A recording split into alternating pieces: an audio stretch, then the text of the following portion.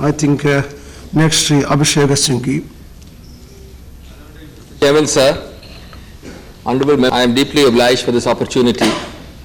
Let me at the outset say that whatever I am going to say is not meant in the slightest manner as fault-finding or accusation. I am saying this in a spirit of humility. I am saying it in a spirit of constructive reform. Think that at least some of the events, some of the incidents, irrespective of state, irrespective of color, irrespective of political color, must necessarily lead to a realization of shame, of fault, not rise above these things. Sir, the first aspect I wish to draw the attention of this August House to is the debates when our Constitution was being formulated. When our Constitution was being formulated in the Constituent Assembly, there was a debate at some length as to how much and what to give to the states in terms of constitutional power. We ultimately ended up with the first list of the Constitution, which is extremely large, very voluminous. Territory and the area covered by the first list of the 7th schedule is in proportion much larger than the state list or the concurrent list. And that is why from being a constitution, we are called a quasi-federal constitution. But even in that debate, because our founders were concerned about the possible breakup of this nation, about the fissiparous tendencies which beset the nation at that time in the context of partition, even in that debate, there was a very strong move to say that law and order is something we must give to them. Law and order is something which must be given in the widest possible meaning and amplitude to the states, because we cannot have the beginning of federalism unless we give law and order not only in spirit and in an enlarged zone to the states. And that is why the second list for the states, the first entry is law and order. And even certain aspects of what the Supreme Court, 3 concentric circles. The narrower circle is law and order. The slightly larger circle is public order. The largest circle is security of the state. State, the largest concentric circle may be given and has been given to the central. But the entirety of law and order, and in that connected sense, large parts were deliberately, after much debate, much comment by the framers, given to the state. There is a reason for it. And it is for that reason, government, and I don't mean this only for West Bengal, but certainly we speak in the context of West Bengal, has to realize that without law and order, there is no state. And for law and order, there is no political complexion, there is no political color, there is no party affiliation. As you know, social compact by which the state was formed, the social contract, the social compact, the first condition of that social contract was that I, the citizen, am ready to give up my right, I am ready to be taxed, I am ready to be limited, I am ready to suffer some diminution in my human rights, because you, the state, are going to give me the first primary condition, and that is law and order. That was philosophers, Hobbes and Locke and Rousseau and all the other philosophers. That is also in our ancient Indian tradition. Well, that is because unless law and order is protected, only law and order get law and order themselves. And if you allow today on any consideration which is not objective, which is party related, which is otherwise, if you allow on any consideration a diminution of the aspect of law and order, well then you are not only diminishing the state, but you are in fact creating a Frankenstein monster who will threaten you, who will ultimately try to swallow you. So I think the law and order aspect of this is most important.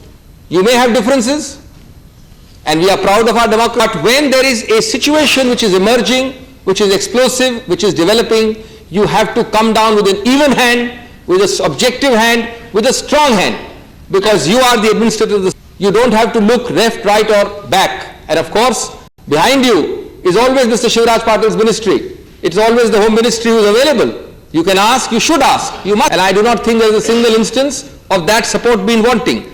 But you cannot afford to be in the slightest sense softer or slower merely because of consideration than those which affect objective policing or objective law and order considerations. Mr. Chairman, sir, the second aspect which Nandigram raises in the more abstract is the issue of party and government. Party and government is again a very important constitutional principle, a philosophical principle, and of utter importance in a democracy. Yes, the government. Yes, the government is in a sense the offspring of the party. But then this is an umbilical cord which has to be cut at the threshold, because the government is also the parent's patriot.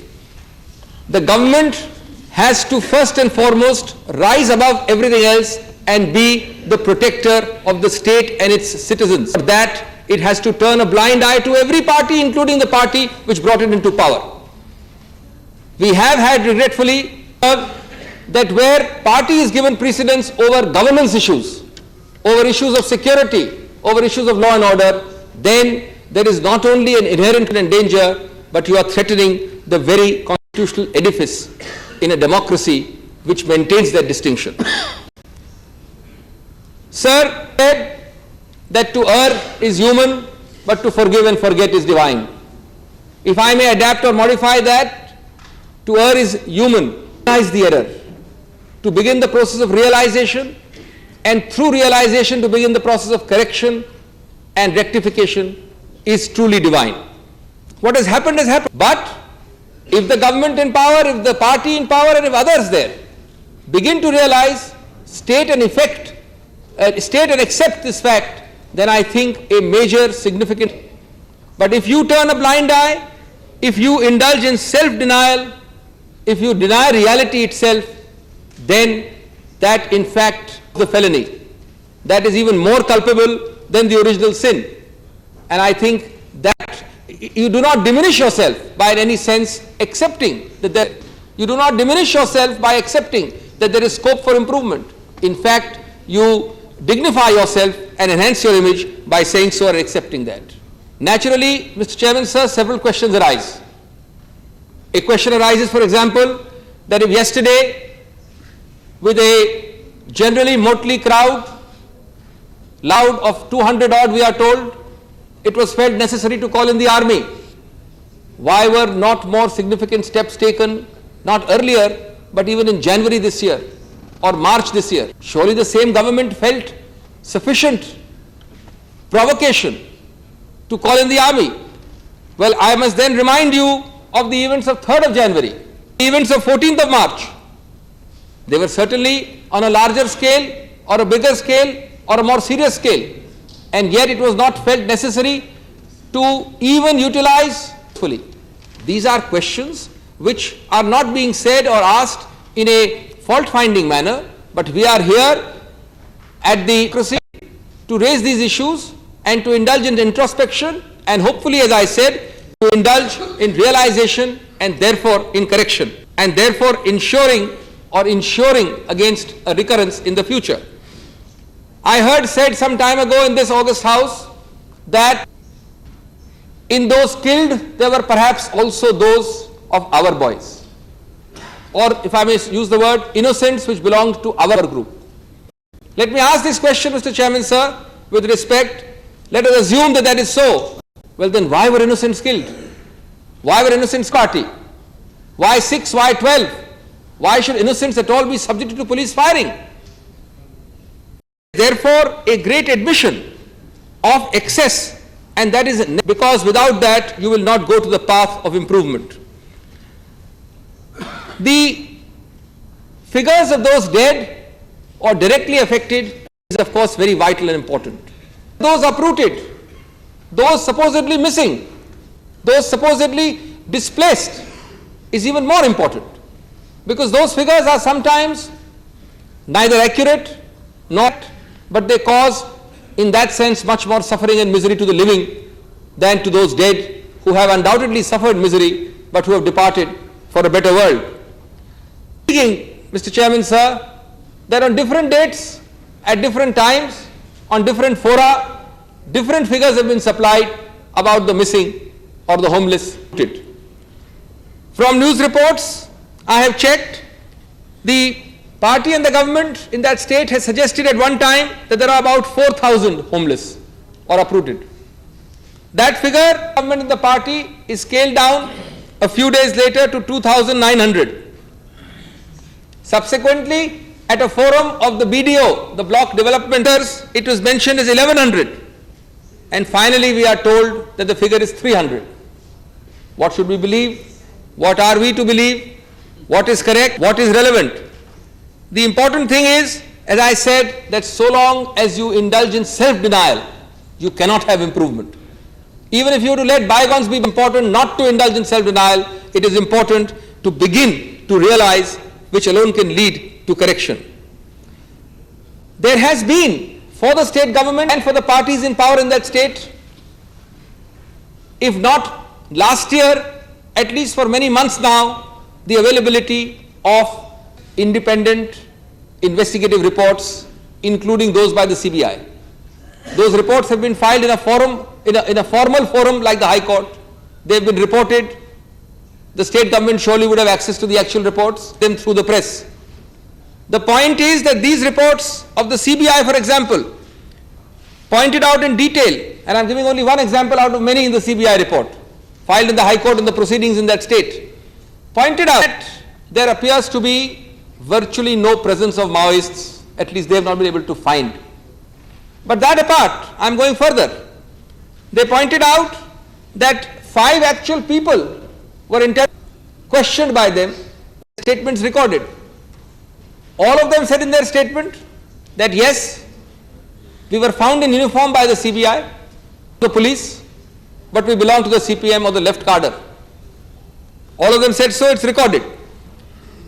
You can imagine, friends, Mr. Chairman, sir, the a rural group or an unsuspecting citizen of Nandigram, if he finds a group of uniformed persons approaching, which otherwise should inspire confidence and faith, dress of uniformed persons, but he knows that these uniformed persons, far from being protectors and guardians, are in fact likely to be the perpetrators themselves. So he does not know whether to receive them with confidence and with deep-rooted fear and apprehension.